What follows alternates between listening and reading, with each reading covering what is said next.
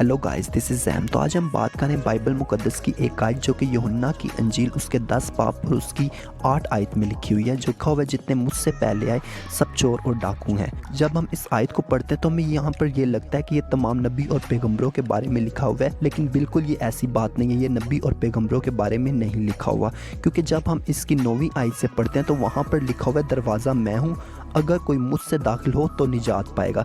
यहाँ पर निजात की बात की जा रही है और निजात सिर्फ खुदा दे सकता है। निजात के मामले में जितने लोगों ने इस बात का दावा किया कि हम खुदाएं, हमारी प्रस्तिश की जाए, हमें सजदा किया जाए, हमें पूजा जाए, यीशु मसीह उनके बारे में बता रहे हैं कि जिन्होंने आके ये दावा किया कि मैं दरवाज़ा हूँ या हमारे सबब से निजात है, तो यीशु मसीह उन्हें कह रहे हैं कि जितने मुझसे पहले आए सब चोर और डाकू हैं। यीशु मसीह यहाँ पर ये सिखाने की बात करें। नबी और पैगंबर जितने भी ज़मीन पर आए उन्होंने कभी भी ये दावा नहीं किया कि हम खुदा हैं या हमारी प्रस्तिश की जाए, क्योंकि जब हम मुकाशवा की किताब पढ़ते हैं तो मुकाशवा की किताब उसका 17 बाब और उसकी 10 आयत में 7 बादशाहों का जिक्र है। उनमें से कुछ ने ये दावा किया कि हम खुदाएं, हमारी प्रस्तिश की जाए।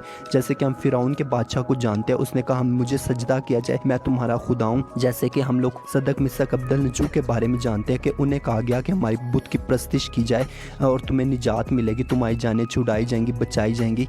इसी तरह से यीशु मसीह कह रहे हैं जितने मुझसे पहले आए सब चोर और डाकू हैं निजात के मामले में, कि हम खुदाएं, हमारी प्रस्तिश की जाए और फिर ही तुम्हें निजात मिल सकती है। यीशु मसीह उन सारे झूठे खुदाओं के मुकाबले में और उन सारे झूठे नबियों के बारे में ये बात कर रहे हैं कि वो जितने भी मुझसे पहले हैं तुम्हें निजात देने वाले, वो सारे झूठे हैं, वो सारे चोर हैं और वो सारे डाकू हैं।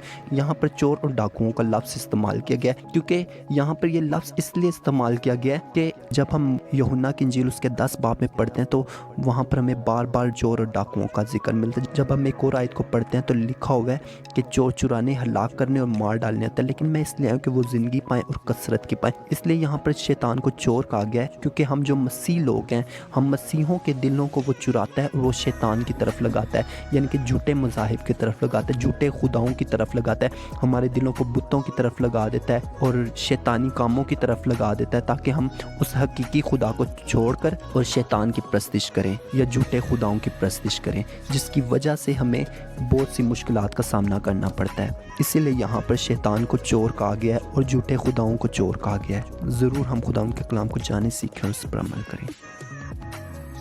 Subscribe now and press the bell icon. Never miss an update.